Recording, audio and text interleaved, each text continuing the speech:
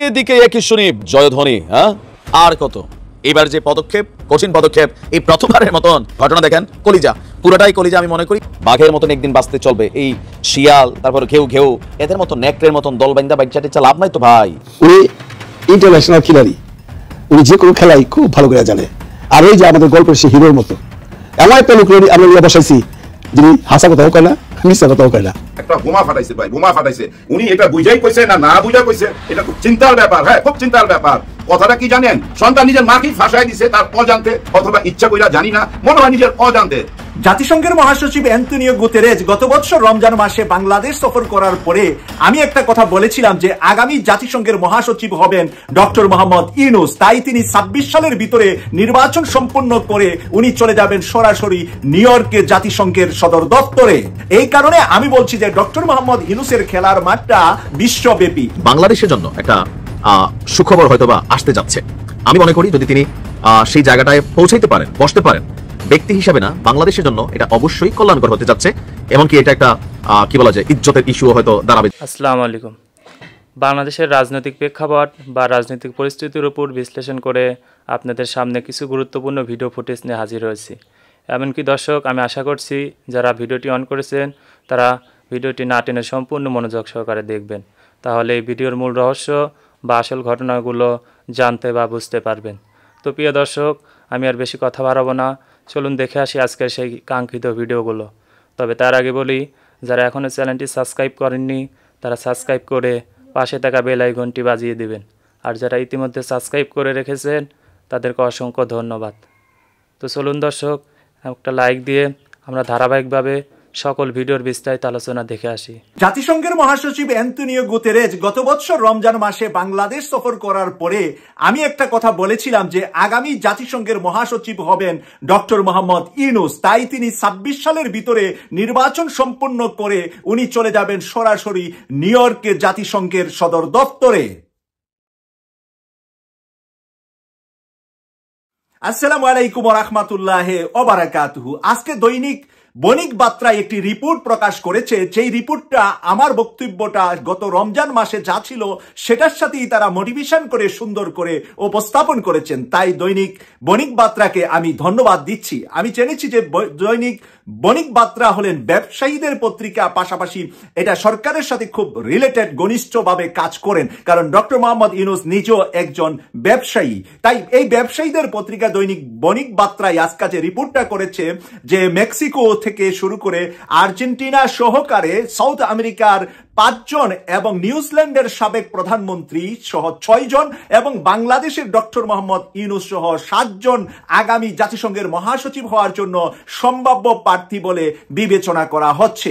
এরই মাঝে কে সবচাইতে শক্তিশালী, পাওয়ারফুল, এরই মাঝে ২ জন ছিলেন রাষ্ট্রপ্রধানও তারা ছিলেন, আর বাংলাদেশের ডক্টর মোহাম্মদ ইউনূস একমাত্র সেই ৭ জনের ভিতরে নোবেল বিজয়ী। তাই এই নোবেল বিজয়ী অর্থনীতিবিদ ডক্টর মোহাম্মদ ইউনূসের স্থান এই বাকি ৬ জনের চাইতে ঊর্ধ্বে আছে বলেই দৈনিক বণিক বার্তা আজকে ছাপিয়েছেন। এই নিউজটা ছাপানোর পিছনে আমি মনে করছি যে তারা রিয়েলিটিটার উপরেই ছাপিয়েছেন, কারণ আগামী ২৬ সালেই নির্বাচন করবেন ডক্টর মোহাম্মদ ইউনূস কিন্তু বারবার প্রতিজ্ঞা করছেন। তার মানে ওনার কাছে সময় নাই ২৭ সাল, কারণ ২৬ সালের ৩১শে ডিসেম্বর শেষ হবে বর্তমান জাতিসংঘের মহাসচিব অ্যান্তোনিও গুতেরেজের সময়। ৩১শে ডিসেম্বর ২৬ সালে যদি ওনার সময় শেষ হয়, ১ জানুয়ারি ২৭ সাল থেকে নতুন মহাসচিবের দায়িত্ব নিতে হবে। এরই মাঝে নির্বাচন সম্পন্ন হবে ২৬ সালের শেষের দিকে এসে এবং নির্বাচিত ব্যক্তির নাম ঘোষণা হয়ে যাবে ২৬ সালের শেষের দিকে। ডক্টর মোহাম্মদ ইউনূস আপ্রাণ চেষ্টা করবেন ফেব্রুয়ারির ভিতরেই নির্বাচনটা করতে, আর এই নির্বাচনটা করতে গিয়ে যদি উনি কোনো বাধার সম্মুখীন হন তাহলে এটার সময়কাল বাড়ালেও আগামী অক্টোবরের বেশি, মানে আগামী বছর অক্টোবরের বেশি সময় উনি ক্ষমতায় থাকতে চাবেন না, কারণ শেষের ২ মাস উনি যদি মহাসচিব হন সেখানে যাওয়া এবং তার প্রস্তুতির জন্য সময়ের দরকার হবে। তাই বাংলাদেশে ২৬ সালে নির্বাচন হবে এই বিষয়টা এখন আমরা ক্লিয়ার হতে পারি। প্রিয় দর্শক, এই কারণে আমি বলছি যে ডক্টর মোহাম্মদ ইউনূসের খেলার মাঠটা বিশ্বব্যাপী। এটা বাংলাদেশ তৃতীয় বিশ্বের একটা ছোট্ট ক্ষুদ্রতম দেশ। মানচিত্রে বাংলাদেশকে খুঁজে পাওয়া অনেক কষ্ট হয়। বড় একটা মানচিত্রের ভিতরে একদম ছোট একটি দেশ, বঙ্গোপসাগর ঘেঁষে এই বাংলাদেশটি, আর 3 দিকে ভারত বেষ্টিত। তাই এই ছোট একটি বাংলাদেশ নিয়ে ডক্টর মোহাম্মদ ইউনূস পরে থাকতে হবে এবং পরে থাকবেন, এটা আমি ব্যক্তিগতভাবে বিশ্বাস করি না। আমি জানি যে উনার অ্যাম্বিশন, উনার যে হাইলি অ্যাম্বিশন, সেই অ্যাম্বিশনই উনি পৌঁছার জন্য চেষ্টা করে যাবেন। এবং উনাকে সাপোর্ট করার মতন বর্তমান সময়ে যদি আমরা দেখি, আমেরিকার দুপক্ষ উনার পাশে আছে। এক সময় উনি ডেমোক্রেটিকদেরকে সাহায্য করতেন, সহযোগিতা করতেন, ডেমোক্রেটিকদের সাথে তার ভালো সম্পর্ক আমরা জানতাম। হিলারি ক্লিনটন তার ক্লাসমেট হওয়ার কারণে, বিল ক্লিনটনের সাথে তার ঘনিষ্ঠ সম্পর্ক হওয়ার কারণে আমরা পরবর্তীতে বারাক ওবামা সহ যতজন ডেমোক্রেটিক প্রেসিডেন্ট হয়েছেন, সর্বশেষ যে আমেরিকার প্রেসিডেন্ট ছিলেন জো বাইডেনও ডক্টর মোহাম্মদ ইউনূসকে জাতিসংঘের আগের অধিবেশনে জড়িয়ে ধরে যে ভালোবাসা প্রকাশ করেছিলেন, আমরা ভেবেছিলাম জো বাইডেন পর্যন্তই ডক্টর মোহাম্মদ ইউনূসের দৌড় শেষ। কিন্তু নয়, আমরা দেখলাম আমেরিকার পট পরিবর্তন হয়েছে, সরকারে পরিবর্তন হয়েছে, কিন্তু বাংলাদেশের বিষয়ে আমেরিকার কোনো ম্যান্ডেট পরিবর্তন হয় নাই।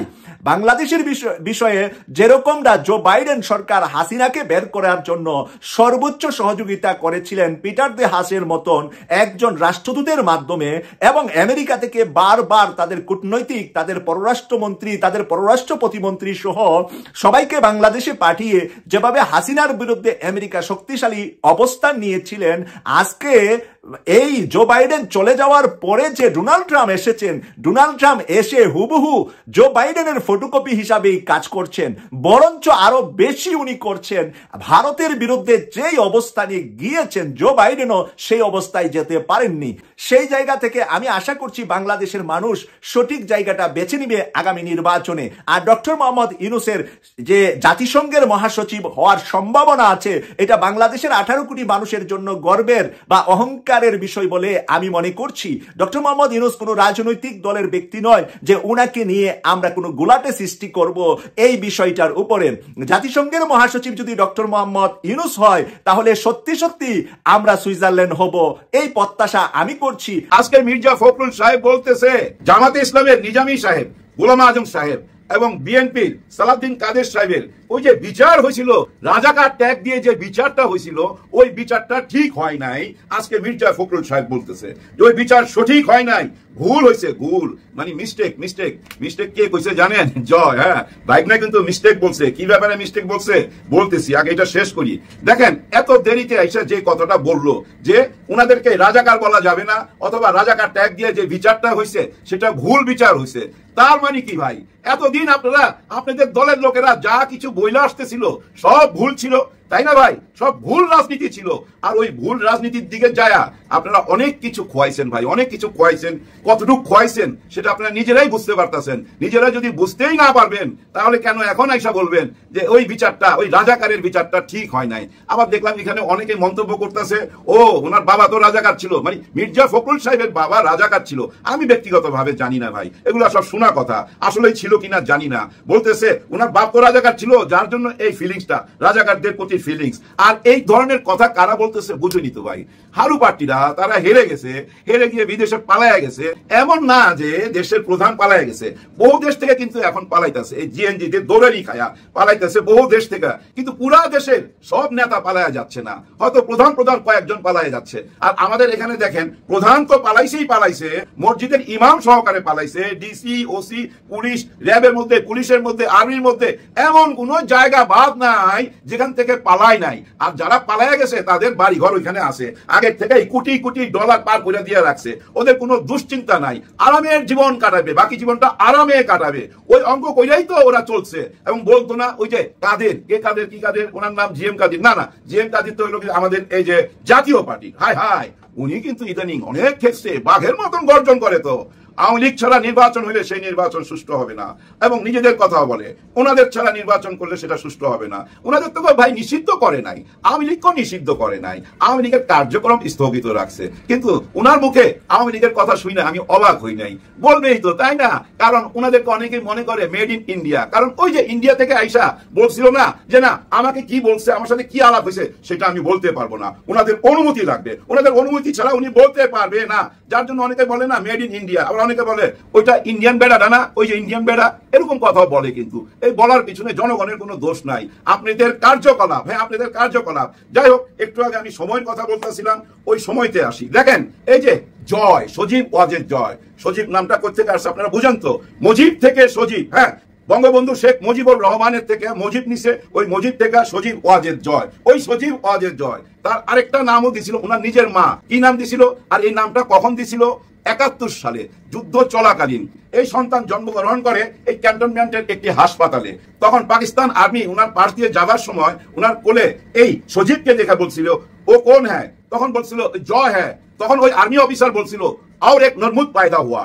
এই কথাটা কিন্তু বানানো না, এটা কিন্তু শেখ হাসিনা নিজেই বলছে। এই জন্য আমি একদিন বলছিলাম শেখ হাসিনা খুব বেশি চালাক মানুষ না, ওনার আশেপাশের মানুষগুলো ছিল চালাক, ওনারে ভাঙায়া খাইছে, ওনাকে না এই পথে নিয়ে গেছে, মানে ওয়ান ওয়ে রোডে ঢুকাই দিছে। হিটলার যে রাস্তায় গেছিল ওই রাস্তার মধ্যে ঠেলা দিছে, চারিদিকে অপরাধ অপরাধ, অপরাধের একটা জগৎ গড়ে তুলছিল বাংলাদেশে। এই অপরাধ জগতে সবাই এখন পলাতক, কিন্তু উনার সন্তান একটা বোমা ফাটাইছে ভাই, বোমা ফাটাইছে।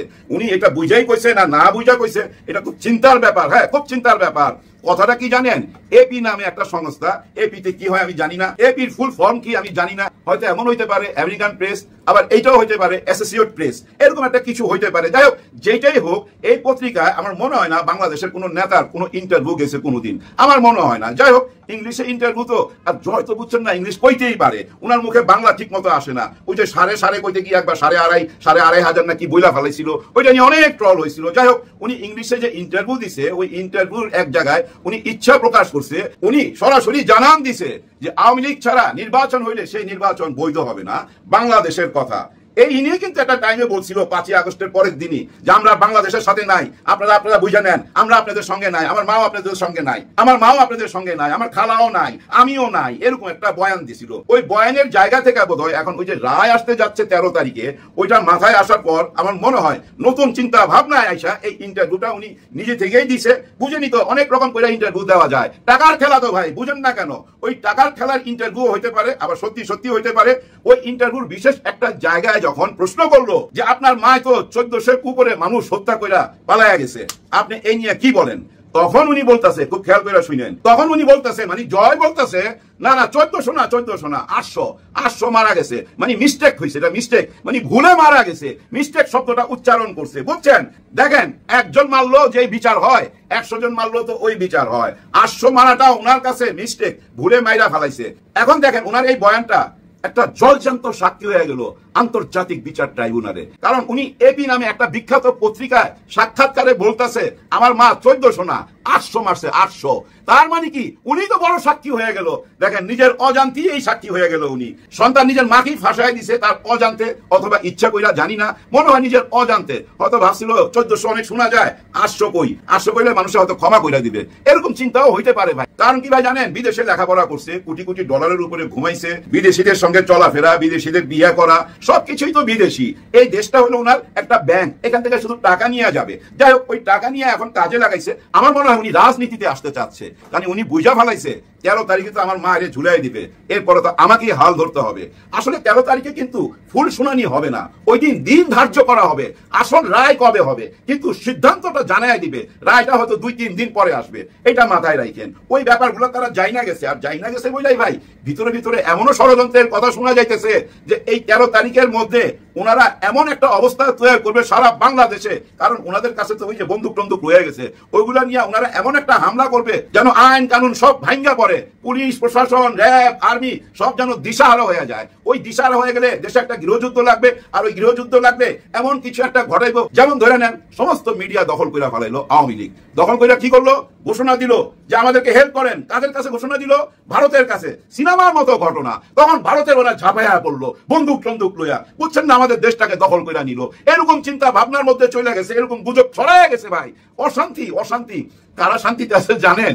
যারা এই ফেসবুকে ইউটিউবে থাকে না, ওই যে বাটন ফোন ইউজ করে শুধু আত্মীয় স্বজনের সাথে কথা বলতে, ওরাই সবচেয়ে শান্তিতে আছে। আর আমরা যারা সারাক্ষণ এইসব খোঁজ খবর নেই, দেশের কথা জানতে চাই, কেন জানতে চাই ভাই? ভিতরে একটু হইলো তো লাগে। এই দেশটাকে তো দেখে আসতেছি ভাই, বহু বয়স হয়েছে তো আমার, আমি দেখে আসছি ভাই, কাউকে আমি পাই নাই, দেশপ্রেমিক মানুষ পাই নাই। আজকের মতন এখানে শেষ করছি। ফিরে আসছি আগামী দিনে অন্য কোনো টপিকস নিয়ে। সে পর্যন্ত ভালো থাকবেন। আল্লাহ হাফেজ।